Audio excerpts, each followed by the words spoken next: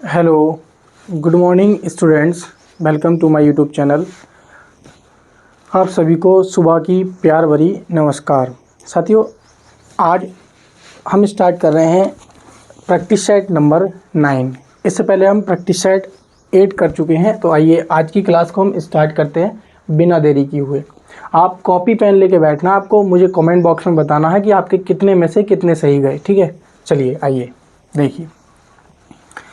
एक मकान में 2 बल्ब लगे हैं। ठीक है, एक मकान है, आपके पास 2 बल्ब लगे हैं। उनमें से एक दूसरे से अधिक प्रकाश देता है। उनमें से एक जो है ना, एक दूसरे से एक अधिक प्रकाश देता है।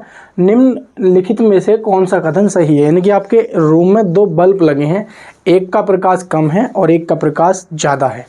डेली लाइफ में भी आप ये जो फिनोमिना है आप देखते होंगे। ठीक है, तो उसका आज मैं पूरा कॉन्सेप्ट आपको इस क्वेश्चन के माध्यम से समझाने का प्रयास करूंगा। क्या कहा है कि प्रकाश की दीप्ति प्रतिरोध पर निर्भर करती है। जो चमक होती है वो किस पर निर्भर करती है? प्रतिरोध पर निर्भर करती है। चलिए कोई नहीं। दोनों बल्बों में प्रतिरोध समान है। दोनों बल्बों में प्रतिरोध समान है। अधिक प्रकाश वाले बल्ब में प्रतिरोध अधिक है या कम प्रकाश वाले बल्ब में प्रतिरोध अधिक है? सबसे पहले आप ये समझ लो कि ये जो प्रतिरोध होता है ना, ये क्या है, ये आप समझ लो। पहले मैं आपको एक लाइन में बता देता हूँ। ये होता है धारा के मार्ग में रुकावट। क्या होता है? रुकावट। मैंने आपको बिल्कुल सिंपल लैंग्वेज में बता दिया है। ठीक है नहीं, यानी कि आप ये समझ लीजिए, जिस रास्ते में प्रतिरोध ज़्यादा होगा उस रास्ते में करंट जाना पसंद नहीं करेगी। करंट उस रास्ते में जाना पसंद करती है जिस रास्ते में क्या है, प्रतिरोध यानी कि रेजिस्टेंस कम होता है। आपने एक नाम सुना होगा, ओम का नियम। बहुत अच्छे से सुना होगा, ओम का नियम। ये समझो, ओम का नियम ये एग्ज़ाम में बहुत ज़्यादा पूछा जाता है। अगर आप रेलवे एग्ज़ाम की प्रिपरेशन कर रहे हैं तो ये बहुत ज़्यादा पूछा जाता है। ओम का नियम ये होता है B बराबर I/R। ठीक है, या आप ये बोल सकते हैं कि V/I बराबर R।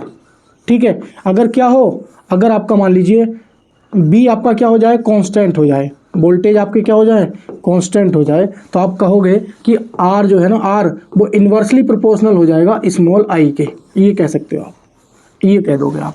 ठीक है नहीं, तो यहाँ से ये एक निष्कर्ष निकला हमारा। क्या निकला कि अगर आप प्रतिरोध ज़्यादा होगा तो आपकी जो करंट है वो कैसी होगी, कम होगी। बात समझ में आ रही नहीं? मेरे कहने का मतलब है कि यदि प्रतिरोध का मान कैसा है, ज़्यादा है, तो आपकी करंट कैसी होगी, करंट का मान कैसा होगा, कम होगा। और जब करंट का मान कम होगा तो बल्ब कैसा होगा, बल्ब कम चमकेगा। कैसा होगा भाई, कम चमकेगा या कम प्रकाश देगा, कम चमकेगा। यदि आपका प्रतिरोध का मान कैसा है भाई, कम है। जब प्रतिरोध कम है यानी कि धारा के मार्ग में रुकावट कम है तो करंट ज़्यादा जाएगी। और जब करंट ज़्यादा जाएगी तो समझ लीजिए बल्ब कैसा होगा, बल्ब ज़्यादा चमकेगा, चमकेगा। ये बात, मेरी बात आप गांठ बांध लेना। जो मैं कहना चाह रहा हूँ ये आप स्टार लगा के लिख लेना। ठीक है नहीं, क्या लगा लेना, ये स्टार लगा लेना, क्योंकि ये बहुत ज़्यादा इम्पोर्टेंट है। ये वाली जो बातें हैं, ये दोनों बातें जो बताई हैं मैंने। कोई मच्छर बैठ गया है, ये इधर बैठा हुआ है, तो ये बात जो है ना आपकी गांठ बांध लेना। ये वाली, ये जो मैंने बोली है आपको, ये दोनों की दोनों। ठीक है, और ये कहाँ से निकाला हमने, यहाँ से निकाला। ये आप ध्यान रखेंगे। तो ओम का नियम क्या होता है, B बराबर IR। अगर हम वोल्टेज को कांस्टेंट मान लें तो क्या हो जाएगा, जो प्रतिरोध है वो धारा के व्युत्क्रमानुपाती हो जाता है, इन्वर्सली प्रोपोर्शनल हो जाता है। इन्वर्सली प्रोपोर्शनल का मतलब ये होता है कि एक दूसरे के उल्टे हो जाते हैं। यानी कि अगर प्रतिरोध आपके जो आपने वायर यूज कर रहे हो ना, तार घरों में, उस तार का अगर प्रतिरोध ज़्यादा है तो करंट कैसी होगी, कम होगी, उसमें करंट कम जाएगी। और जब कम करंट जाएगी तो आपने जो लोड लगा रखा है उसको करंट कम मिलेगी तो वो क्या है, चल नहीं पाएगा ठीक से। जो बल्ब लगा रखा है आपने, लोड क्या होता है, बल्ब हो गया ना, तो वो ठीक से जल नहीं पाएगा, रोशनी कम देगा। लेकिन अगर प्रतिरोध कम होगा तो करंट ज़्यादा जाएगी, तो करंट ज़्यादा जाएगी तो सोर्स को, जो आपका लोड है, बल्ब है, उसको करंट ज़्यादा मिलेगी तो वो तेज उजाला देगा। तो आप यहाँ पे ऑप्शन दिख रहा है कि कम प्रकाश वाले बल्ब का, देखो कम प्रकाश वाले बल्ब का प्रतिरोध अधिक होता है। भाई कम प्रकाश मतलब ये है कि धारा का मान कैसा है, कम है, और यहाँ पे प्रतिरोध का मान कैसा हो जाएगा, अधिक। ये बात आपकी सही बैठ रही है। लेकिन अधिक प्रकाश वाले बल्ब में प्रतिरोध अधिक हो जाएगा, भाई आई का मान भी ज़्यादा हो और आर का मान भी ज़्यादा हो, ये तो नहीं हो सकता ना। और यहाँ पे क्या हो, आई और आर बराबर हो, ये भी नहीं हो सकता। तो ये भी तो यही कह रहा है हमसे, आई बराबर आर के, ठीक है नहीं। तो ये तीनों के तीनों हमारे ऑप्शन गलत हो जाएंगे। केवल ऑप्शन नंबर जो डी है ये हमारा सही बैठता है। बात समझ में आई नहीं मेरी, मैं क्या कहना चाह रहा था। ऑप्शन नंबर डी हमारा सही बैठता है। ये हमारा था ओम का नियम। तो ओम के नियम से संबंधित इस प्रकार के प्रश्न बहुत एग्जाम में पूछे जाते हैं, और सतर्क रहना है आपको। आप ये ना सोचें कि इस प्रकार के क्वेश्चन एग्जाम में नहीं आएंगे। ये क्वेश्चन है, देखो थ्योरिकल था एकदम, और था कितना ईजी, आपके डेली लाइफ में यूज करने का था। तो उम्मीद करता हूँ ये क्वेश्चन आपको समझ में आया होगा। और एक बात ध्यान रखना है, अगर पहली बार चैनल पर विजिट कर रहे हो ना, प्लीज़ चैनल को सब्सक्राइब कर लेना, क्योंकि डेली मैं एक प्रैक्टिस सेट लाता हूँ, डेली मज़ेदार एकदम। एक बात और ध्यान रखना, भले ही हमारे पास सुविधाएं थोड़ी सी कम हैं, लेकिन हम कंटेंट बहुत बेहतरीन लेकर आ रहे हैं पर डे, ठीक है। तो ध्यान रखना है, आप एक बार देखकर अनुमान भी लगा सकते हैं, ठीक है। चलिए आइए क्वेश्चन नंबर 2 पे आइए। अगर आपको साइंस ठीक करनी है तो जुड़ना ज़रूर है आपको, क्योंकि जब तक जुड़ोगे नहीं तब तक काम चलेगा नहीं।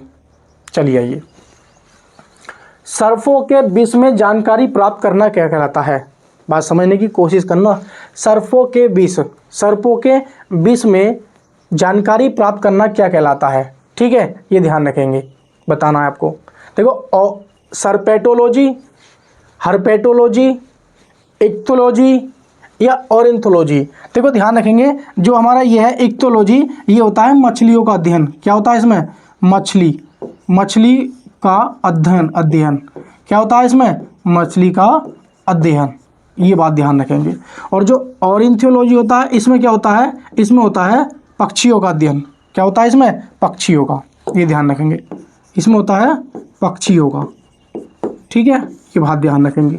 और सर्पेटोलॉजी में होता है, इसमें होता है सर्पों के सर्पों का विष। ये बात ध्यान रखेंगे। और इसमें क्या होता है, इसमें होता है सरीसृप। क्या होता है भाई, सरीसृपों का। ये ध्यान रखेंगे। तो सर्पेटोलॉजी सर्पों के विष का अध्ययन, और ऑरेंथोलॉजी पक्षियों का अध्ययन, हर्पेटोलॉजी सरीसृपों का अध्ययन, और इक्थियोलॉजी मछलियों का अध्ययन। तो हमसे पूछा है सर्पों के विष, तो ये क्या हो जाएगा, ऑप्शन नंबर क्या हो जाएगा, ए आपका क्या हो जाएगा, सही आंसर हो जाएगा। ए आपका क्या हो जाएगा, सही उत्तर हो जाएगा, ठीक है। आइए क्वेश्चन नंबर 3 पर चलते हैं। किस पर, क्वेश्चन नंबर 3 पर चलते हैं। इनमें से कौन सा ऑपरेटिंग सिस्टम नहीं है।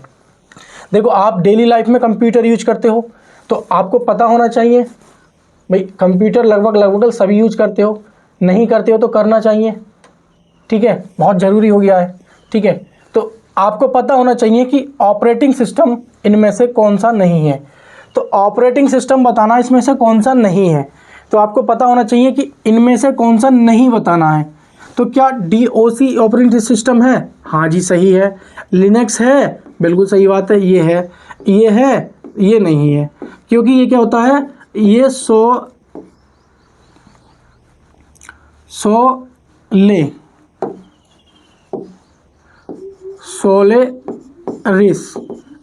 सोलेरिस नाम का एक सॉफ्टवेयर था।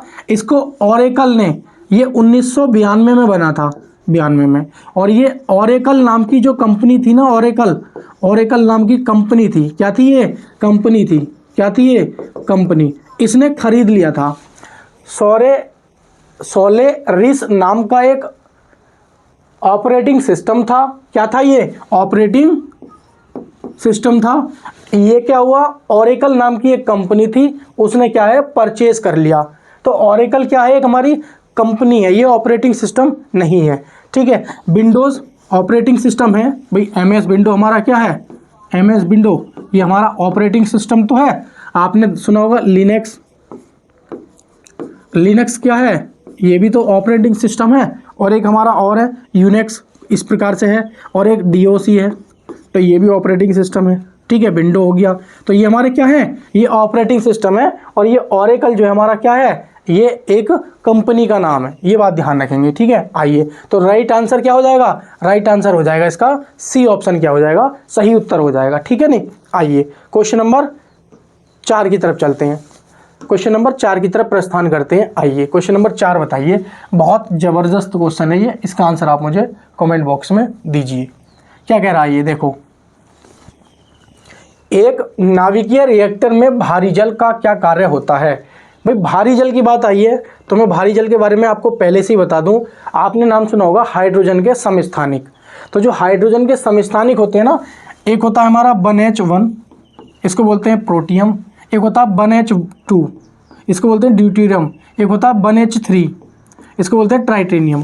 तो ये जो होता है ना, ये ड्यूटेरियम, ये हमारा क्या होता है, भारी जल होता है। क्या होता है, ये भारी जल होता है। इसी को हम क्या बोलते हैं, गुरु जल बोलते हैं। इसकी खोज किसने की थी, यूरे ने की थी इसकी खोज, ठीक है। तो एक बात ध्यान रखेंगे, इसका फॉर्मूला क्या होता है, इसका फॉर्मूला होता है D2O, ठीक है। इसकी खोज किसने की थी, खोज जो की थी ये किसने की थी, यूरे ने। किसने की थी भाई, यूरे ने इसकी खोज की थी, ठीक है। और एक बात ध्यान रखेंगे, ये है क्या, ये हाइड्रोजन का क्या है, ये समस्थानिक है। भाई हाइड्रोजन का क्या है, हाइड्रोजन का ये समस्थानिक है, हाइड्रोजन का समस्थानिक है, समस्थानिक है। ये बात इतनी ध्यान रखेंगे, समस्थानिक है, कौन है, भारी जल। क्या हो, कौन सा वाला, 1H2, इसी को क्या बोलते हैं हम, भारी जल बोलते हैं। और इसका कार्य क्या होता है, न्यूट्रॉनों की गति को कम करना, न्यूट्रॉनों की गति को बढ़ाना, रिएक्टर को ठंडा करना, नाभिकीय क्रिया को रोकना नहीं।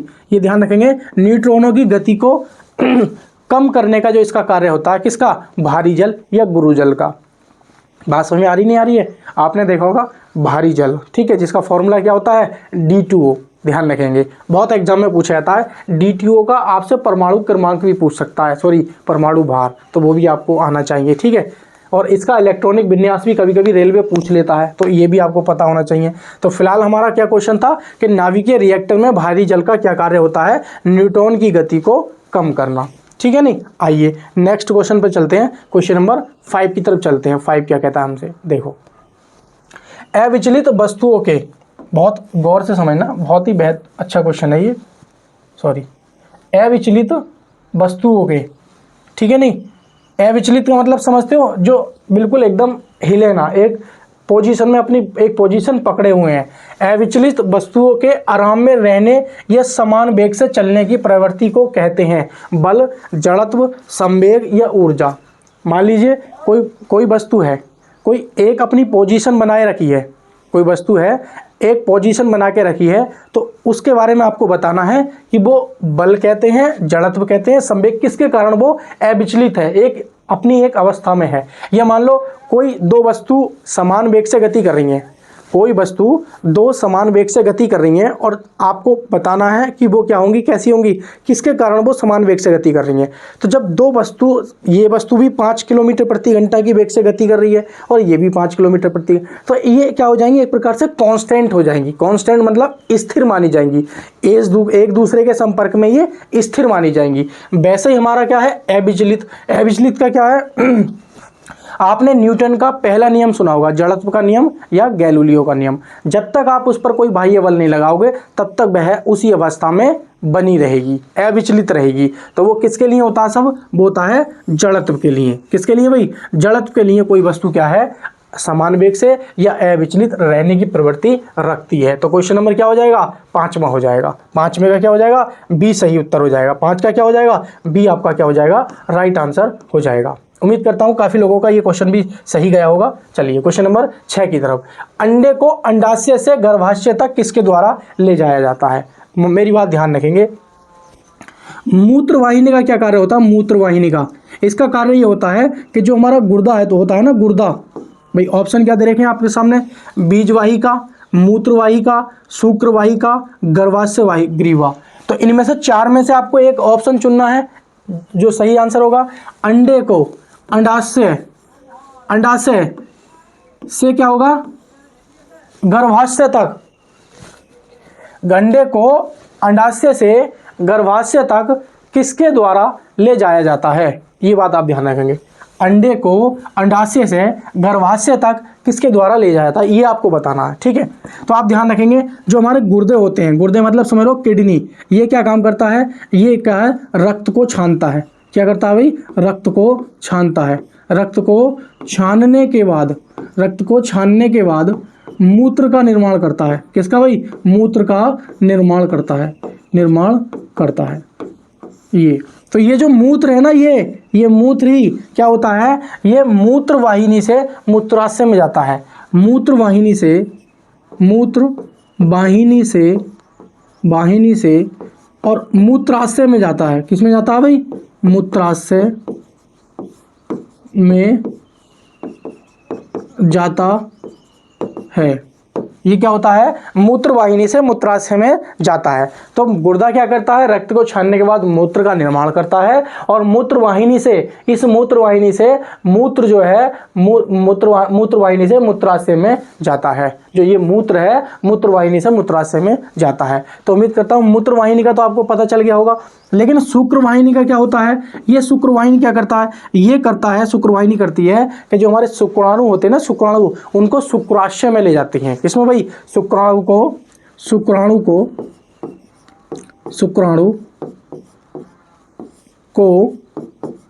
शुक्राशय में, मेरी बात ध्यान रखना, यहाँ से क्वेश्चन पूछे जाते हैं, शुक्राशय में ले जाना या शुक्राणु को हमारे शरीर में प्रवेश कराना, ये किसका कार्य होता है, शुक्र वाहिनी का। आपने देखा होगा गर्भाशय ग्रीवा, ये क्या होता है, तरल पदार्थ को हमारी योनि तक ले जाना या योनि से लाना। क्या है भाई, तरल पदार्थ को योनि तक ले जाना या लाना, ये बात समझ में आ रही है। देखो हमने मूत्र वाहिनी का कार्य बता दिया आपको। मूत्र वाहिनी का कार्य क्या होता है, जब गुर्दा रक्त को छानने के बाद किसका, मूत्र का निर्माण करते हैं, तो उस मूत्र वाहिनी क्या करती है, वो मूत्र वाहिनी मूत्र को मूत्राशय तक ले जाती है, मूत्र को मूत्राशय तक ले जाती है। और शुक्र वाहिनी क्या करती है, जो आपके शुक्राणु होते हैं उनको शुक्राशय तक ले जाते हैं। कौन, शुक्र वाहिनी। और जो गर्भाशय ग्रीवा है वो क्या काम करता है, तरल पदार्थ को योनि तक ले जाता है, योनि से या वापस लाता है। बात आती है बीज वाहिका, तो ये बीज वाहिका ही है जो क्या करती है, अंडाशय को गर्भाशय तक ले जाती है, अंडाशय को गर्भाशय तक। तो यही हमारा क्या हो जाएगा, ए ऑप्शन क्या हो जाएगा, सही हो जाएगा। ए ऑप्शन क्या हो जाएगा, सही आंसर हो जाएगा ए ऑप्शन। ठीक है, नहीं, उम्मीद करता हूँ क्वेश्चन आपको बहुत अच्छे से समझ में आ गया होगा, पूरी तरीके से समझ में आ गया होगा, कोई कमी नहीं छोड़ी होगी मैंने। ठीक है, नहीं, आइए क्वेश्चन नंबर 7 की तरफ चलते हैं। देखो क्वेश्चन नंबर 7 की तरफ चलते हैं। आपने अगर मेरी क्लास निरंतर ले ली ना, आपने कम से कम 20 क्लासें भी ले ली ना, 20-25 क्लास है, तो कम से कम नहीं तो 80% फिजिक्स और केमिस्ट्री और बायोलॉजी खत्म करा दूंगा, ये समझ लीजिए आप। देखो तीसरे सेल में इलेक्ट्रॉनों की अधिकतम संख्या क्या होगी, 32, 18, 8, 2। आप देखेंगे सेल का मतलब क्या होता है, कक्षा, और कक्षा कितनी होती है हमारे पास, 4, K L M और ये होती है N। और आपको पता है कक्षा में अधिकतम इलेक्ट्रॉनों की संख्या कितनी होती है, कक्षा में अधिकतम इलेक्ट्रॉनों की संख्या होती है हमारी, कितनी होती है भाई, 2n²। ये आप लोग जानते हैं और नहीं जानते हैं तो ध्यान रखेंगे। कक्षा में अधिकतम इलेक्ट्रॉनों की संख्या क्या होती है, 2 होती है। इसके लिए n का मान कितना होता है, 1। इसके लिए n का मान कितना होता है, 2। और इसके लिए n का मान कितना होता है, 3। और इसके लिए n का मान कितना होता है, 4। ये बात, मेरी बात को ध्यान रखेंगे। इसके लिए n का मान 1, इसके लिए n का मान 2, इसके लिए n का मान 3, इसके लिए n का मान 4। ठीक है, अगर हम इसमें इलेक्ट्रॉनों की संख्या निकालेंगे अधिकतम तो कितनी आएगी, तो ये हो जाएगी 2 × 1 का स्क्वायर। अगर हम इसमें निकालेंगे तो इसमें कितनी हो जाएगी, 2 × 2 का स्क्वायर। अगर हम इसमें अधिकतम इलेक्ट्रॉनों की संख्या निकालेंगे तो 2 × 3 का स्क्वायर, और इसमें निकालेंगे तो 2 × 4 का स्क्वायर। मेरी बात को समझने की कोशिश करना। ये हो जाएगा एक ही करना, 1 1 दूनी 2। ये हो जाएगा, क्या हो जाएगा, ये हो जाएगा हमारा 2 दूनी 4 और 4 दूनी 8। ये हो जाएगा 3 3 9 9 दूनी 18। ये हो जाएगा 4 चौक 16 16 दूनी 32।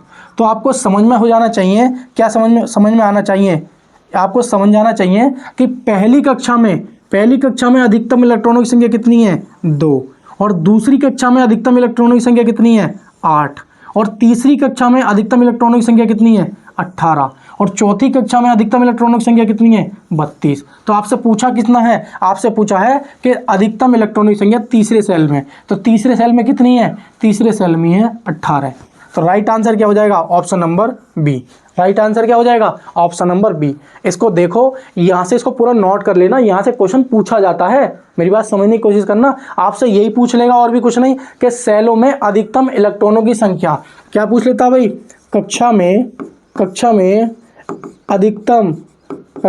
अधिकतम इलेक्ट्रॉनों की संख्या, अधिकतम इलेक्ट्रॉनों की संख्या बताओ कितनी होती है, क्या n होती है, नहीं जी, क्या n/2 होती है, नहीं जी, क्या n² होती है, नहीं जी, क्या 2n² होती है, हाँ 2n² होती है, क्या होती है 2n² होती है। ये बात, मेरी बात को गांठ मार लेना कि कक्षा में अधिकतम इलेक्ट्रॉनों की संख्या क्या होती है 2n² होती है। लेकिन आपसे पूछेगा कि कक्षा में, किस कक्षा में अधिकतम इलेक्ट्रॉन ठहर सकते हैं, तो पहली कक्षा के लिए n का मान 1 होता है, दूसरी के लिए 2, तीसरी के लिए 3, चौथी के लिए 4, आप लगा देंगे KLMN लगा देंगे।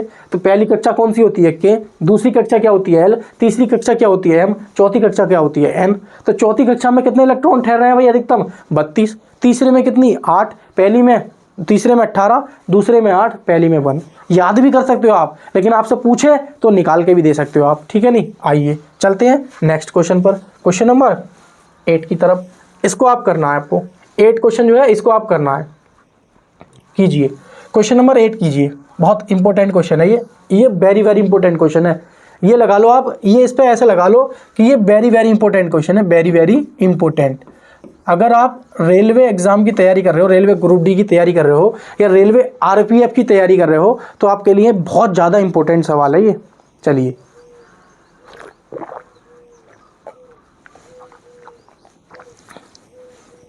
ये आपके लिए बहुत ज़्यादा इंपॉर्टेंट है।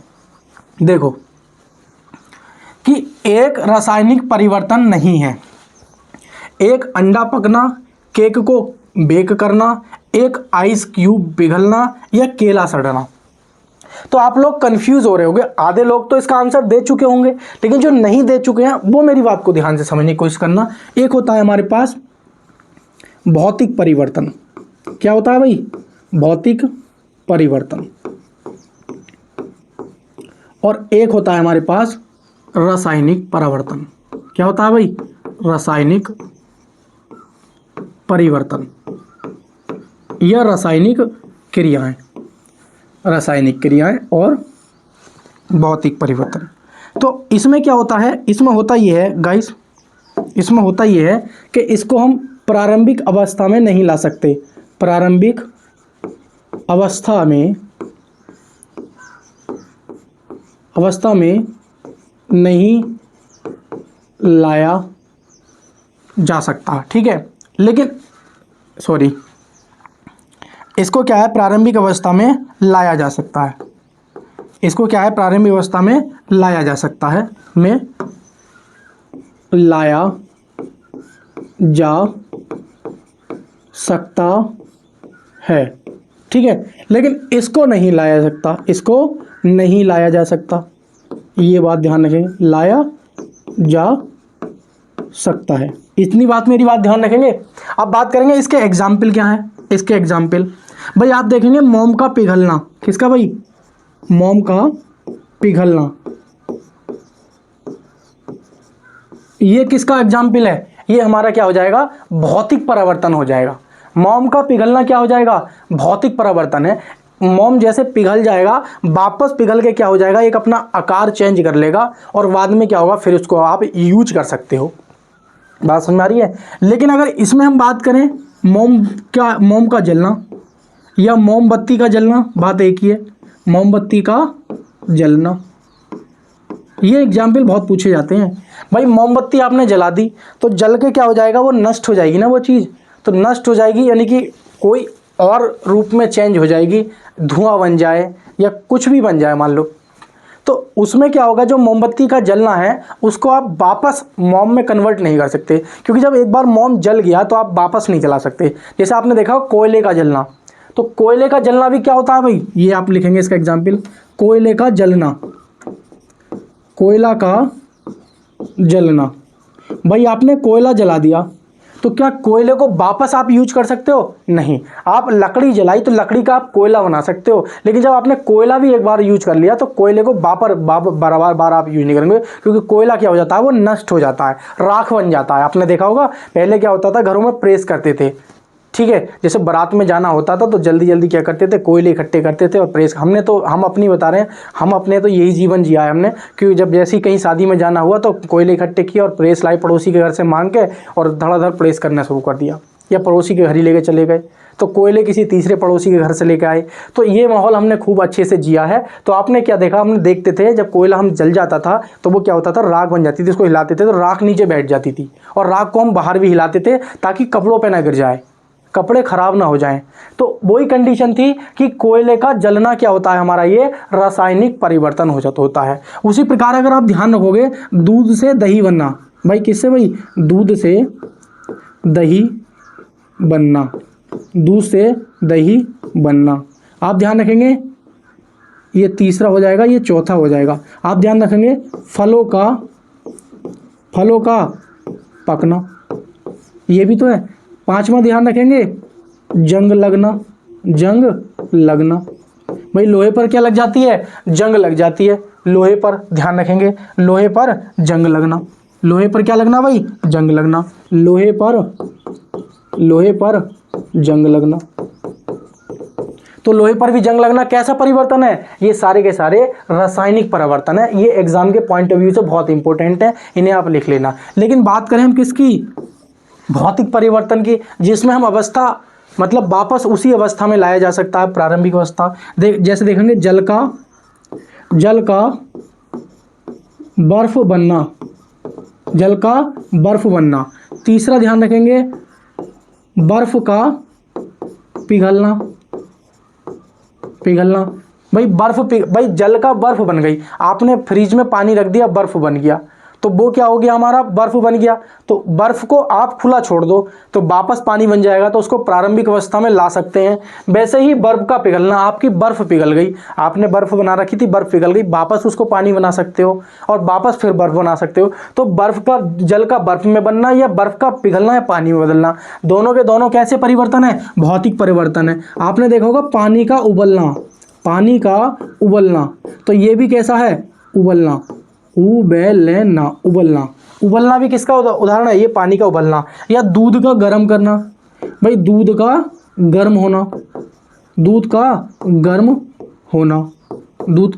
गर्म होना, ये ध्यान रखेंगे, दूध का गर्म होना। तो दूध का गर्म होना, मोमबत्ती का पिघलना, जल का बर्फ बनना, बर्फ का पिघलना, पानी का उबलना, दूध का गर्म होना, ये सारे के सारे कैसे हैं हमारे, ये भौतिक परिवर्तन है। लेकिन ये जो है हमारे कैसे हैं, रासायनिक परिवर्तन है। ठीक है, तो उम्मीद करता हूं भाई, अंडे का हमसे पूछा है, रासायनिक परिवर्तन नहीं है, इसका मतलब हमें भौतिक परिवर्तन ढूंढना है। तो भौतिक परिवर्तन वो परिवर्तन होते हैं जिनको हम वापस उसी अवस्था में ला सकते हैं। तो आप लिख रहा होगा कि एक आइस क्यूब का पिघलना, आप आइस क्यूब को पिघला लो, पानी बना लो, फिर बर्फ बना लो, फिर पानी बना लो, फिर बना लो, ठीक है नहीं, ये आपका चलते रहेगी प्रोसेस। तो ये कौन सा आंसर हो जाएगा, ऑप्शन नंबर सी हो जाएगा।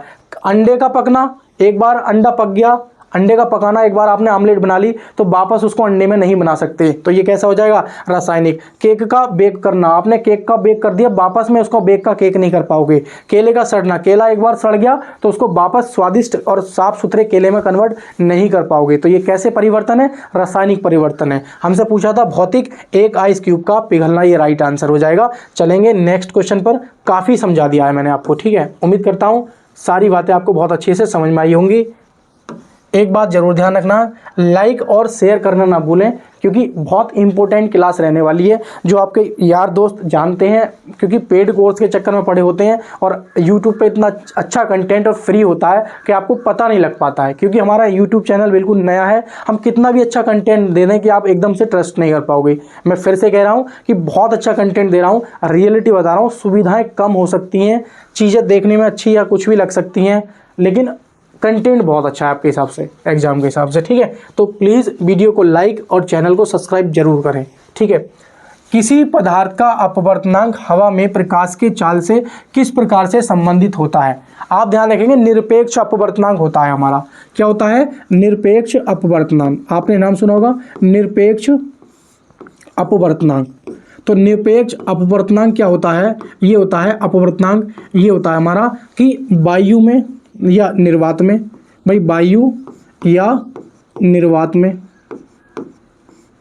प्रकाश की चाल, प्रकाश की चाल, और अपॉन में क्या होता है? माध्यम में, जिस माध्यम को लेना चाह रहे हो, माध्यम में प्रकाश की चाल, प्रकाश की चाल। ये बात आप ध्यान रखेंगे, माध्यम में प्रकाश की चाल, यानी कि निरपेक्ष अपवर्तनांक होता है वायु में निर्वात, वायु या निर्वात में प्रकाश की चाल, या फिर माध्यम में प्रकाश की चाल नीचे। तो आप देखेंगे अपवर्तनांक बराबर हवा में, यानी कि हवा का मतलब क्या होता है? वायु तो होता है, तो वायु में प्रकाश की चाल, सही बात, प्लस ये गलत हो जाएगा, फिर उसका ये गुणा, ये भी गलत हो जाएगा, भाग, ये भी गलत हो जाएगा, गुणा भाग तो होती नहीं है। तो अपवर्तनांक बराबर क्या होता है भाई? ये क्या है हमारा? ये एक प्रकार का अपवर्तनांक ही तो है, ये क्या है? अपवर्तनांक।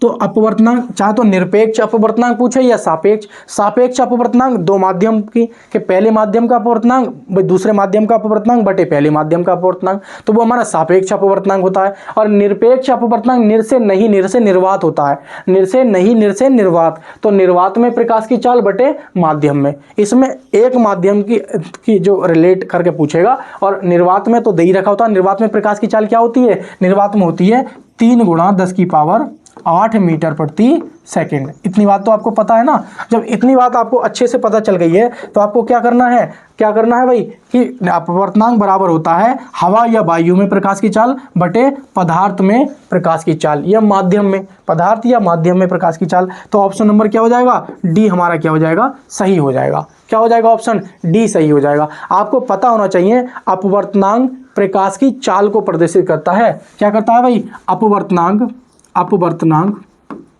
अपवर्तनांक ये प्रकाश की चाल को, प्रकाश की चाल को, प्रकाश की चाल को प्रदर्शित करता है, प्रदर्शित करता है, प्रदर्शित करता है। यानी कि अब जिस माध्यम का अपवर्तनांक ज्यादा होगा उसमें प्रकाश की चाल कम होगी। यानी कि क्या है भाई? अपवर्तनांक, अपवर्तनांक, अपवर्तनांक ये क्या होता है? प्रकाश की, प्रकाश की चाल, प्रकाश की चाल के ये व्युत्क्रमानुपाती होता है। आपने देखा होगा वायु का कितना होता है? 1.003, 1.003। और निर्वात का कितना होता है भाई अपवर्तनांक? निर्वात का होता है 1। और जल का कितना होता है अपवर्तनांक? 1.33, या कहीं कहीं 4/3 भी कह देते हैं। उसी प्रकार आप कहेंगे कांच का क्या होता है? कांच का ध्यान रखेंगे, कांच का होता है 1.5, 1.5। जल का कितना होता? उसका तेल का कितना होता है? तेल का ध्यान रखेंगे, तेल का होता है हमारे पास 1.47, ध्यान रखेंगे। उसी के साथ ध्यान रखेंगे हीरे का कितना होता है? हीरे का होता है 2.42, 2.42। उसी प्रकार ध्यान रखेंगे सिलिकॉन का, किसका भाई? सिलिकॉन का। तो सिलिकॉन का कितना होता है? सिलिकॉन का होता है 4। तो मैंने क्या बताया आपको? ये बात मेरी गांठ बांध लेना। मैंने क्या बताया कि निर्वात का अपवर्तनांक कितना होता है? 1। और वायु का अपवर्तनांक 1.003। और जल का कितना होता है? 1.33 या 4/3। कांच का कितना होता है? 1.5। सिलिकॉन का कितना होता है? 4। तेल का कितना होता है? 1.47। और हीरे का बहुत पूछा था, हीरे का कितना होता है? 2.42। और सिलिकॉन का कितना होता है? 4। सबसे ज्यादा कठोर कौन सा हो जाएगा? सिलिकॉन। उससे कम कौन सा हो जाएगा? हीरा। तो जिसका अपवर्तनांक जितना ज्यादा होगा उसमें प्रकाश की चाल उतनी ही कम होगी। मगर अपवर्तनांक ज्यादा है तो प्रकाश की चाल कैसी होगी? उस माध्यम में कम होगी। ये एक दूसरे के उल्टे होते हैं, ठीक है नहीं? आइए तो क्वेश्चन नंबर किस पे चलते हैं? 10 पे चलते हैं। क्वेश्चन नंबर 10 पे चलने की कोशिश करते हैं। उम्मीद करता हूं आपको सारा क्वेश्चन का खेल समझ में आ गया होगा, ठीक है। वृक्षों में सामग्री के परिवहन में सहायक उत्तकों को क्या कहा जाता है? देखो टिश्यू हमारे जो होते हैं ना, 2 प्रकार के होते हैं। एक होता है हमारा, कहा जाता है भरण उत्तक, संवहनी उत्तक, त्वचीय उत्तक, विभज्य उत्तक, ठीक है। तो उत्तक जो होते हैं हमारे, एक होता है सरल उत्तक, एक होता है सरल उत्तक, और एक होता है हमारा जटिल उत्तक। क्या है भाई? जटिल जटिल जटिल उत्तक, ये बात ध्यान रखेंगे। और ये कौन से होते हैं? ये होते हैं हमारे संवहनी, क्या होते हैं? संवहनी उत्तक, संवहनी उत्तक। तो संवहनी उत्तक दो प्रकार के होते हैं, एक होता है हमारा, कौन सा होता है भाई? ये होता है हमारा सरल उत्तक और एक जटिल उत्तक। ये भी होते हैं, ये होते हैं फेरनकाइमा, फेरनकाइमा, दूसरा होता है कोरनकाइमा, और एक होता है तीसरा। ये बात आप मुझे कमेंट बॉक्स में बताएंगे। इसमें आप ध्यान रखेंगे, इसमें क्या ध्यान रखेंगे? एक होता है जाइलम, और दूसरा होता है फ्लोएम। भाई संवहनी का मतलब क्या होता है? संवहन करना, यानी कि ट्रांसपोर्टेशन का कार्य करना एक प्रकार का। तो जाइलम क्या करता है? ये जाइलम क्या करता है? ये जड़ से पत्तियों तक पानी का संवहन करता है। क्या करता है भाई? पानी का संवहन करता है, ठीक है। और ये फ्लोएम क्या करता है? ये भोज्य पदार्थ जड़ से पत्ती व पत्ती से जड़, ये काम करता है। ये एक दिशीय होता है। ये क्या होता है भाई? ये एक दिशीय है। और ये क्या है भाई? ये द्विदिशीय है। द्विदिशीय मतलब ये है कि ये एक दिशा में कार्य करता है। ये केवल जल को जड़ से पत्ती तक लेके जाता है, जो पौधा होता है ना, तो पौधों की पत्तियों को भी तो जल चाहिए, तो जड़ से क्या है? पत्तियों तक जल लेके जाने का कार्य कौन करता है? जाइलम करता है। और फ्लोएम का कार्य क्या होता है? कि भोज्य पदार्थों को जड़ से पत्तियों तक ले जाना और पत्तियों से जड़ तक ले जाना। तो ये इसलिए नीचे से ऊपर भी गति करता है और ऊपर से नीचे भी, तो इसलिए इसको बोलते हैं ये द्विदिशीय गति करता है और ये एक दिशीय गति करता है। तो हमसे यही पूछा था कि वृक्षों में सामग्री परिवहन, देखो सामग्री परिवहन में सहायक उत्तकों को क्या कहा जाता है? तो वृक्षों में जो सहायक ये उत्तक होते हैं हमारे, कौन से होते हैं? जाइलम और फ्लोएम, और ये क्या होते हैं? संवहनी उत्तक होते हैं। तो इसका आंसर क्या हो जाएगा? ये हो जाएगा बी ऑप्शन। क्या हो जाएगा हमारा? सही उत्तर हो जाएगा बी ऑप्शन। ध्यान रखेंगे, जाइलम और फ्लोएम ये बहुत पूछा जाता है, ये जाइलम और फ्लोएम बहुत ज्यादा पूछा जाता है, ठीक है। चलेंगे, आइए चलिए क्वेश्चन नंबर 11 की तरफ चलते हैं। बहुत ज्यादा इंपॉर्टेंट सवाल है ये 11। एक उत्तल दर्पण की फोकस दूरी 20 सेंटीमीटर है। जब एक वस्तु को दर्पण के सामने ध्रुव से 20 सेंटीमीटर दूर रखा जाता है तो ध्रुव से प्रतिबिंब की दूरी ज्ञात कीजिए। और 40 सेंटीमीटर, 10 सेंटीमीटर, 20 सेंटीमीटर, अनंत। तो हमसे क्या पूछा है भाई? हमसे बात की है उत्तल दर्पण की, तो हम उत्तल दर्पण बनाएंगे। भाई उत्तल दर्पण यही तो होता है, ये हमारा उत्तल दर्पण होता है। और ये क्या होती है? इसकी फोकस दूरी। ये क्या होती है? इसकी वक्रता केंद्र। ये होता है इसका अनंत। हमने बताया था इधर की वैल्यू क्या होती है? माइनस की होती है, और इधर की वैल्यू क्या होती है? पॉजिटिव होती है। वस्तु हमेशा हम इधर ही रखते हैं। तो एक उत्तल दर्पण की फोकस दूरी 20 सेंटीमीटर है, तो आपको पता होना चाहिए। तो फोकस दूरी क्या हो जाएगी? यहाँ तक की दूरी को क्या बोलते हैं? ये 20 सेंटीमीटर हो जाएगी, ये तो हो जाती है। और एक वस्तु को दर्पण के सामने 20 है, तो वस्तु कहीं यहाँ रखी होगी, मान लो ये इस साइड में, तो ये u का मान क्या हो जाएगा? ये वस्तु आपकी ये यहाँ पर रखी है, तो u का मान कितना हो जाएगा? माइनस के 20 सेंटीमीटर।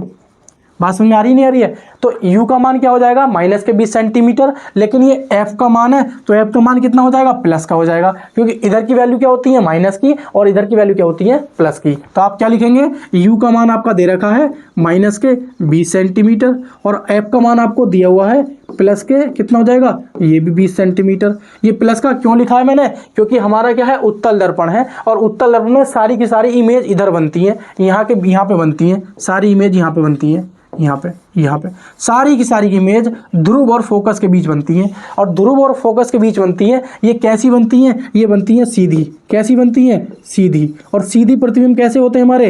ये सीधे होते हैं, आभासी।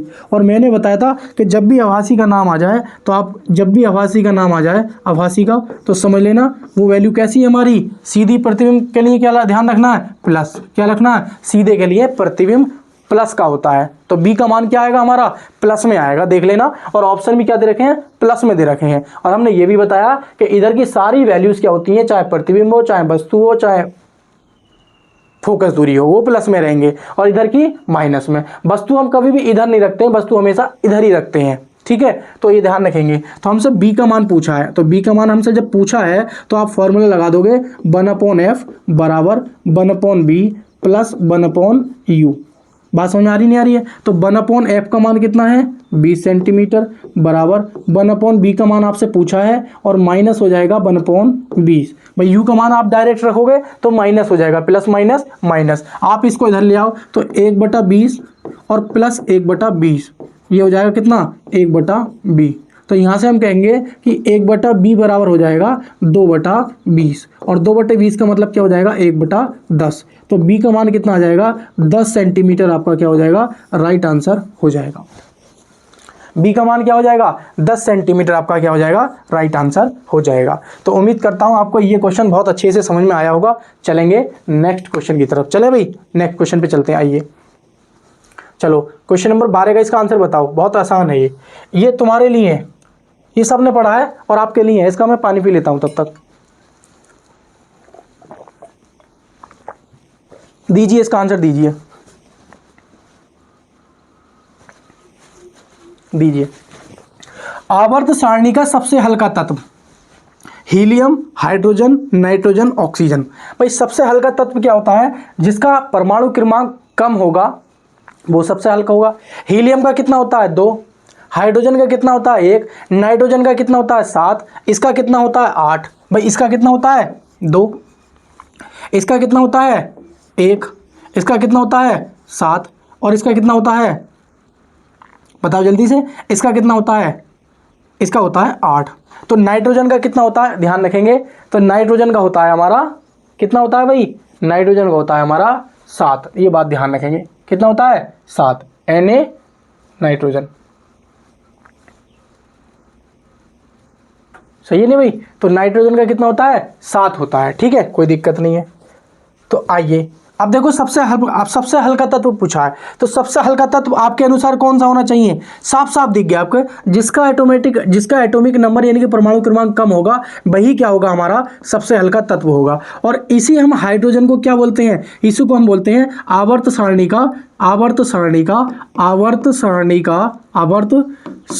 का सबसे हल्का तत्व, सबसे हल्का तत्व। इसको हम क्या बोलते हैं, इसको हम भविष्य का ईंधन भी बोलते हैं। क्या बोलते हैं भाई? भविष्य का ईंधन, भविष्य का ईंधन, भविष्य का ईंधन। और इसको हम आवारा तत्व भी बोलते हैं। क्या बोलते हैं इसको? हम आवारा तत्व भी बोल देते हैं, ठीक है। और इसी का जो है सर्वाधिक ऊष्मीयमान होता है। क्या होता है? सर्वाधिक ऊष्मीयमान होता है, सर्वाधिक ऊष्मीयमान, सर्वाधिक ऊष्मीयमान होता है। ये बात ध्यान रखेंगे, सर्वाधिक ऊष्मीयमान होता है इसका, ठीक है। और साथ ही साथ आप ये ध्यान रखेंगे ये अधातु भी है। क्या है भाई? ये अधातु है और प्लस साथ साथ में क्या है, ये गैस है। क्या है? गैस है। लेकिन बात करें हम जो द्रव हाइड्रोजन है, जो द्रव हाइड्रोजन है, द्रव हाइड्रोजन, तो द्रव हाइड्रोजन का जो प्रयोग करते हैं हम वो किस में करते हैं? रॉकेट ईंधन में। किस में भाई? रॉकेट ईंधन में। ये बात आप ध्यान रखेंगे, रॉकेट ईंधन में हम किसका प्रयोग करते हैं, ये सारे पॉइंट ध्यान रखेंगे। और साथ ही साथ आप ध्यान रखेंगे, क्या ध्यान रखेंगे? इसके बनाने की विधि। क्या ध्यान रखेंगे? बनाने की विधि, बनाने की विधि, बनाने की विधि बहुत पूछी जाती है, ये बात ध्यान रखेंगे। हाइड्रोजन आप कैसे बना सकते हो? तो आप नंबर 1 बना सकते हो आप जल अपघटन से। कैसे भाई? जल अपघटन से, जल अपघटन से। तो जल अपघटन ले लेंगे आप, H2O ले लेंगे, उत्क्रमणीय यानी कि क्रिया करा दोगे तो क्या बन जाएगा? H2H आयन बन जाएगा और प्लस के OH नेगेटिव, इस पे प्लस और इस पे माइनस, ठीक है। दूसरा ध्यान रखेंगे, दूसरा ध्यान क्या रखेंगे आप? जिंक पर या जस्ते पर H2SO4 की क्रिया कराने पर, H2SO4 की क्रिया कराने पर आप तब भी हाइड्रोजन बना सकते हो। आप ले लेंगे जिंक ले लेंगे और प्लस क्या ले लेंगे? H2SO4 ले लेंगे, तो ये बन जाएगा जिंक सल्फेट बन जाएगा और प्लस क्या बन जाएगा? हाइड्रोजन गैस बन जाएगी, ठीक है। तो ये दोनों के दोनों आप ध्यान रखेंगे। अब बात करते हैं इसके प्रयोग, लिख लेंगे। इसके प्रयोग इंपॉर्टेंट है, इसके प्रयोग ये बहुत इंपॉर्टेंट है, एग्जाम में पूछे जाते हैं। तो आप ध्यान रखेंगे प्रयोग क्या हो जाएंगे इसके, प्रयोग ध्यान रखेंगे। एक ध्यान रखेंगे क्या भाई? हाइड्रोजन क्रिया, हाइड्रोजनीकरण में, हाइड्रोजनीकरण में। हाइड्रोजनीकरण का मतलब क्या होता है कि वनस्पति वनस्पति तेल से वनस्पति घी बनाना, वनस्पति घी बनाना, ये बात ध्यान रखेंगे। दूसरा ध्यान रखेंगे हैबर विधि से, हैबर विधि से अमोनिया बनाने में। भाई हैबर विधि से आप क्या बना रहे हो, अमोनिया बना रहे हो। तीसरा ध्यान रखेंगे जल के निर्माण में, भाई जल का निर्माण भी तो हाइड्रोजन से ही करते हैं, होता नहीं होता है, तो जल निर्माण में। चौथा ध्यान रखेंगे ईंधन में, भाई ईंधन में तो हम इसका प्रयोग करते नहीं करते हैं, रॉकेट ईंधन में आप किसका प्रयोग करते हो, हाइड्रोजन का प्रयोग करते हो। इसके समस्थानिक ध्यान रखोगे, समस्थानिक, भाई इसके समस्थानिक ध्यान रखोगे। समस्थानिक, समस्थानिक कितने होते हैं, 3। पहला होता है 1H1, इसको क्या बोलते हैं, प्रोटियम, क्या बोलते हैं भाई, इसको प्रोटियम बोलते हैं। दूसरा क्या होता है 1H2 होता है, इसको क्या बोलते हैं, ड्यूटेरियम, ड्यूटीरियम। इसी को क्या बोलते हैं, भारी जल। भारी जल की खोज किसने की थी, यूरे ने। ठीक है। तीसरा ध्यान रखेंगे 1H3, इसको क्या बोलते हैं, ट्राइटिनियम, ट्राइटिनियम। तो ये बात ध्यान रखेंगे। तो मैंने आपको कितने सारे पॉइंट्स बताए हैं, आपको ये बताए हैं, ये इन सब के परमाणु क्रमांक के अनुसार हमारा क्या होगा, पता चल जाएगा कि कौन सा हल्का तत्व है, कौन सा भारी तत्व है। तो सबसे हल्का तत्व क्या हो गया, हाइड्रोजन हो गया। आवर्त सारणी का सबसे हल्का तत्व हाइड्रोजन, भविष्य का ईंधन हाइड्रोजन, आवारा तत्व हाइड्रोजन। आवर्त सारणी का ऊष्मीमान सबसे ज़्यादा किसका होता है, हाइड्रोजन का सबसे ज़्यादा ऊष्मीमान होता है। 1 ग्राम हाइड्रोजन को जलाने पर सर्वाधिक ऊष्मा निकलती है, ये बात ध्यान रखेंगे। ये अधातु और गैस दोनों की अवस्था में होता है। और जब अगर बात करें द्रव हाइड्रोजन की, तो हम बात करते हैं रॉकेट ईंधन में इसका प्रयोग करते हैं हम। ठीक है। इसके समस्थानिक ध्यान रखेंगे 1H1 प्रोटियम, 1H2 ड्यूटेरियम और 1H3 टाइटेरियम। ठीक है। इसी को क्या बोलते हैं, हम भारी जल बोलते हैं, इसी को हम गुरु जल बोलते हैं, जिसकी खोज यूरे ने की थी। ठीक है। इसके बनाने की विधि ध्यान रखेंगे, जल अपघटन से जिंक पे, मतलब सल्फ्यूरिक अम्ल की। और इसके प्रयोग ध्यान रखेंगे हाइड्रोजनीकरण। हाइड्रोजनीकरण का मतलब होता है वनस्पति तेल से वनस्पति घी बनाने में। हैबर विधि से अमोनिया के निर्माण में आप NH3 अमोनिया का निर्माण करते हैं। और जल के निर्माण में भी आप हाइड्रोजन का प्रयोग करते हो, और ईंधन के रूप में भी आप हाइड्रोजन का प्रयोग करते हैं। तो उम्मीद करता हूँ हाइड्रोजन की इतनी सारी बातें आपको बहुत अच्छे से समझ में आई होंगी, क्योंकि हाइड्रोजन बहुत ज़्यादा इंपॉर्टेंट है और इससे क्वेश्चन बनते हैं। एक बात और ध्यान रखेंगे, ब्रह्मांड में हाइड्रोजन कितना है, ब्रह्मांड में हाइड्रोजन का जो परसेंट है वो कितना है, 75% हमारा जो ब्रह्मांड में हाइड्रोजन तत्व पाया जाता है। अगर बात करें सूर्य के प्रकाश में, तो सूर्य के प्रकाश में क्या है, 71% हमारा क्या है, हाइड्रोजन है। ये बात आप नोट कर लेना। सूर्य का जो प्रकाश आता है ना, सबसे ज़्यादा मात्रा जो किसकी होती है, उसमें हाइड्रोजन की होती है। और जो ब्रह्मांड में पाए जाने वाला जो तत्व है सर्वाधिक, वो कौन सा है, हमारा हाइड्रोजन है, 75%। उसके बाद जो दूसरे नंबर पर आता है ना, दूसरे नंबर पर वो आता है हीलियम,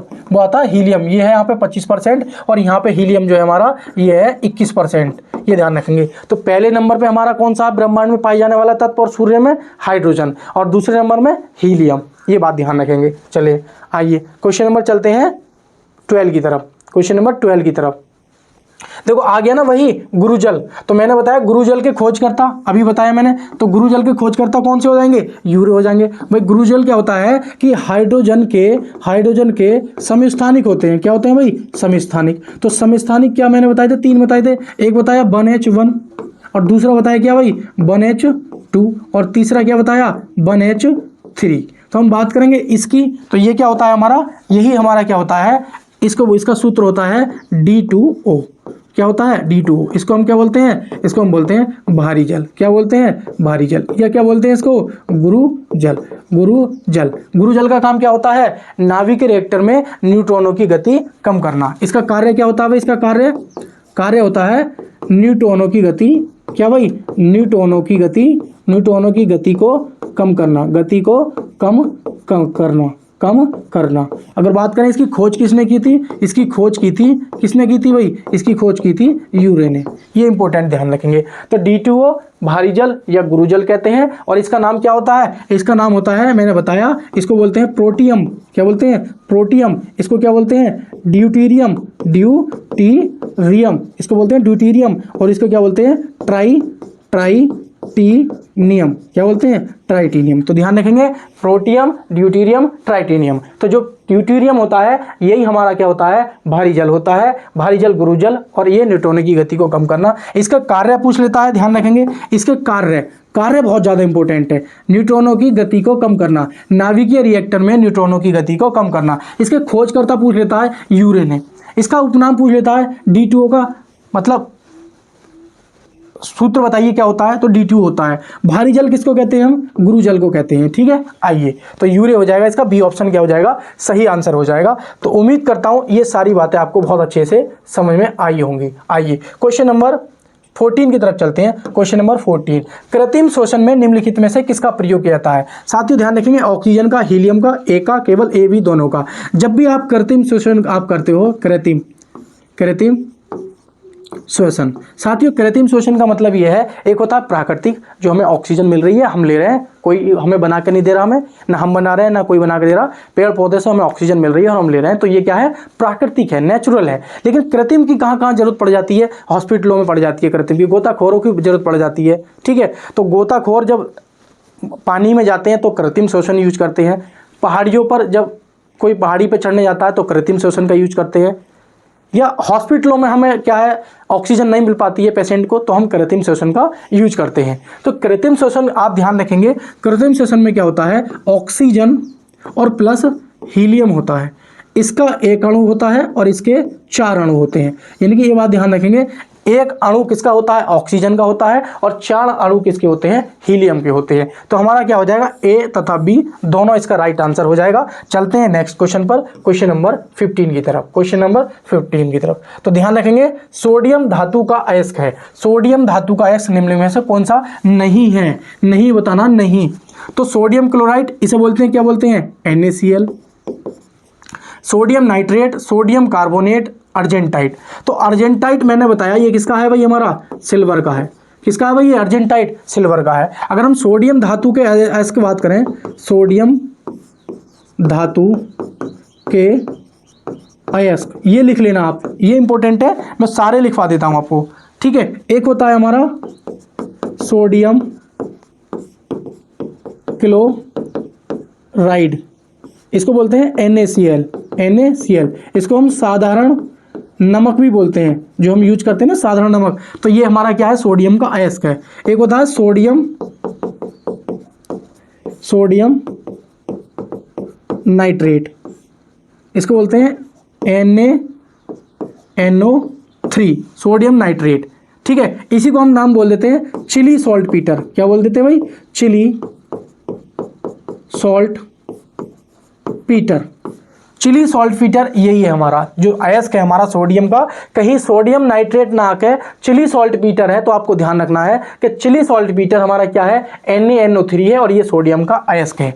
और तीसरा ध्यान रखेंगे, सोडा एस, क्या बोलते हैं इसको, सोडा एस, या सोडा एस ना बोल के इसको बोलते हैं सोडियम कार्बोनेट, क्या बोलते हैं भाई, सोडियम कार्बोनेट, नाम तो आपने सभी सुने होंगे, सोडियम कार्बोनेट। इसका सूत्र होता है Na2CO3।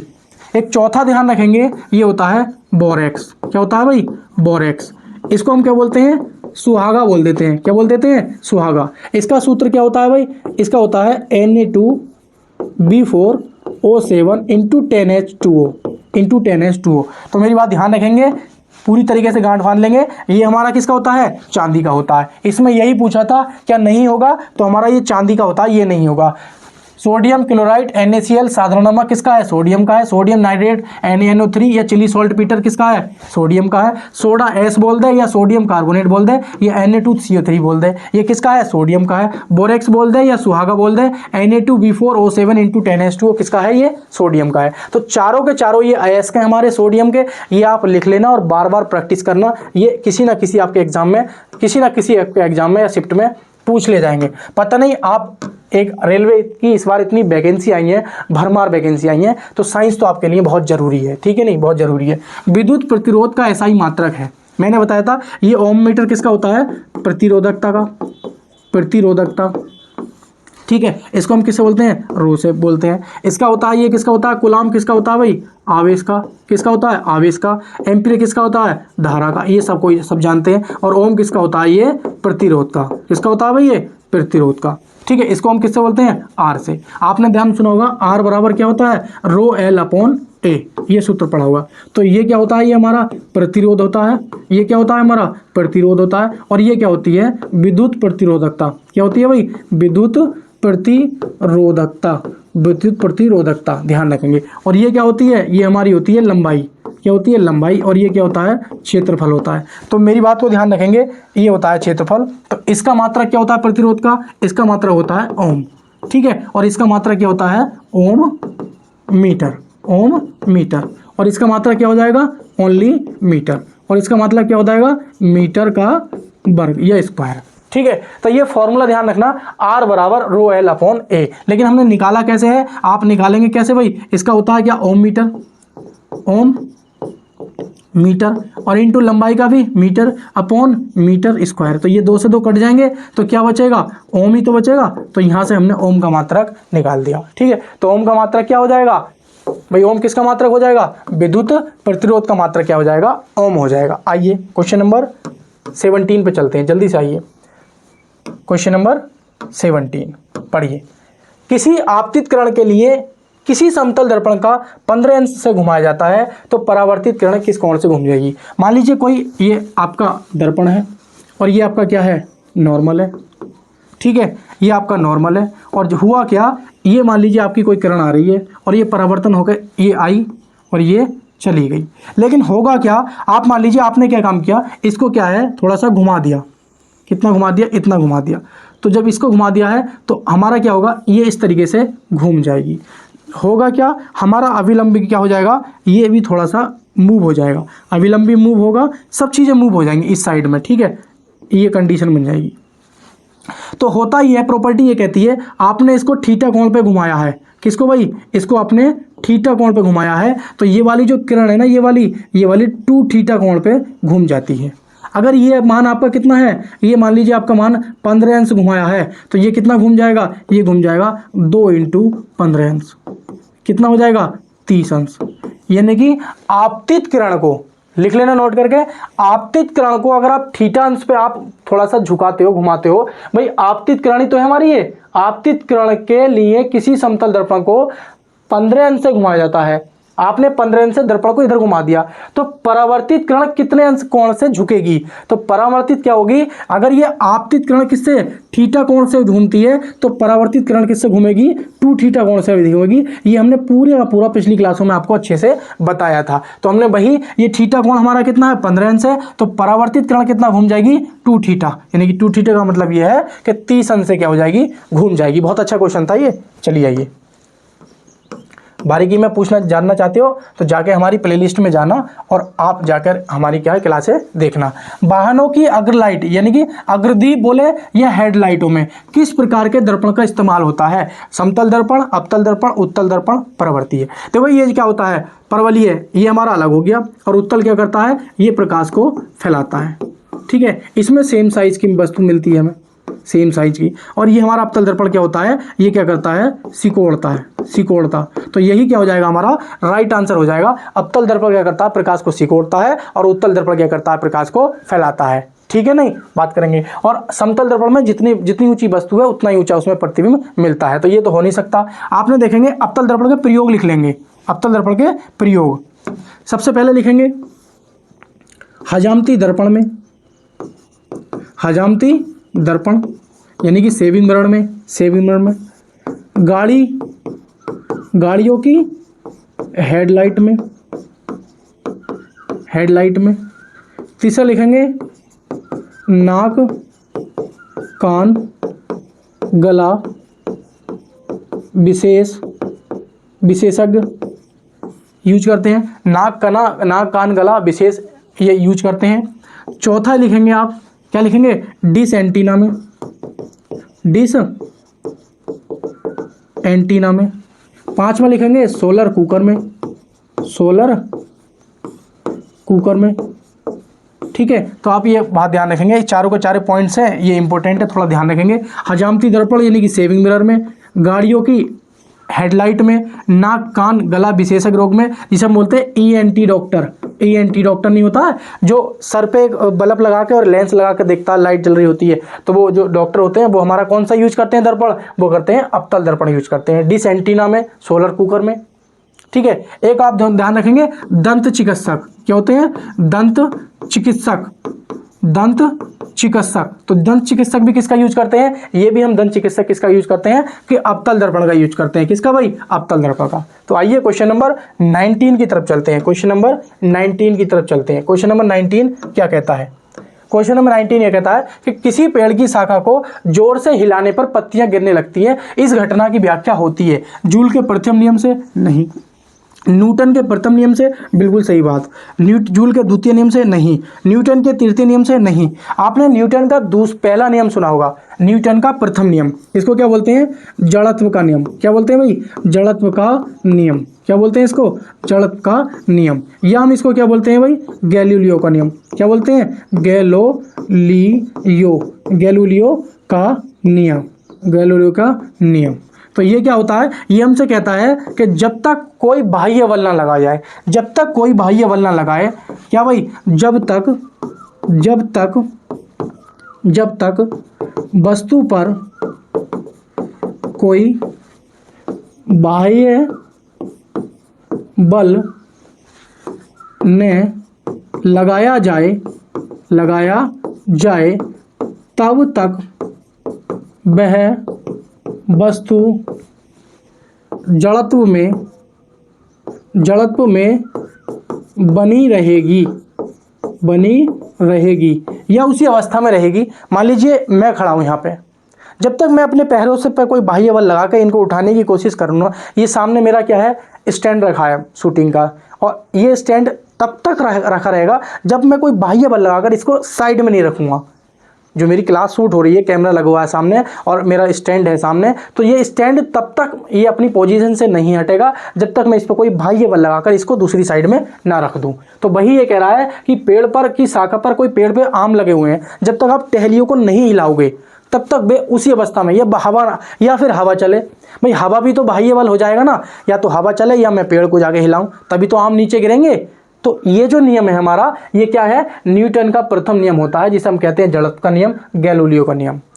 आपने देखा होगा बस में आप जा रहे हो तो जैसे ड्राइवर ब्रेक लगाता है आप आगे की ओर झुक जाते हो। उसका कारण यही है कि ड्राइवर ने बल लगाया, ब्रेक के थ्रू, और आप आगे की तरफ झुक गए क्योंकि आप जड़त्व में थे। जैसे ही बल लगा आप आगे की तरफ झुक गए, ठीक है नहीं। तो वैसे ये होता है, आप चादर को आप हिलाओ, उसमें से क्या है, डस्ट उड़ता हुआ दिखाई देता है। चादर ऐसे ही रखी है, डस्ट उड़ता हुआ नहीं दिखाई देगा, लेकिन जैसे ही आप चादर को हिलाओगे उसमें के कण, धूल के कण उड़ते हुए दिखाई देंगे क्योंकि उसमें बाह्य बल लगा दिया है। तो बहुत सारे इसके एग्जाम्पल्स होते हैं, तो ध्यान रखेंगे न्यूटन के प्रथम नियम से ही क्या होता है, किसी पेड़ की शाखा को जोर से हिलाने पर पत्तियां गिर जाती हैं या आम गिर जाते हैं। चलेंगे नेक्स्ट क्वेश्चन पर, क्वेश्चन नंबर 20। गाइस ये लास्ट क्वेश्चन है हमारा आज का।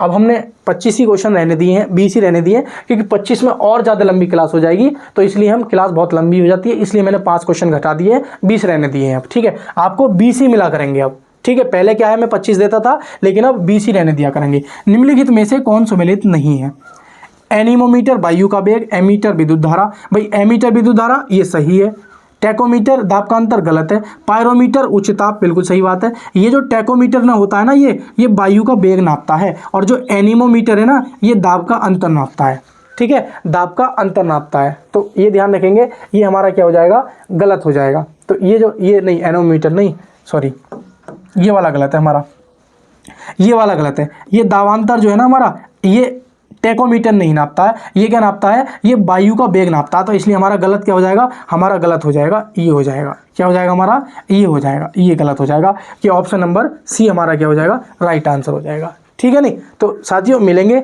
नेक्स्ट क्लास में। उम्मीद करता हूँ आपके ये जो 20 क्वेश्चन थे बहुत अच्छे से समझ में भी आए होंगे, और किसके कितने सही गए ये मुझे ज़रूर कमेंट बॉक्स में बताना, और वीडियो अच्छी लगी हो तो लाइक और शेयर और कमेंट जरूर करना, ठीक है। तो तब तक के लिए साथियों जय हिंद, कल मिलेंगे आपसे, ठीक है, चलिए।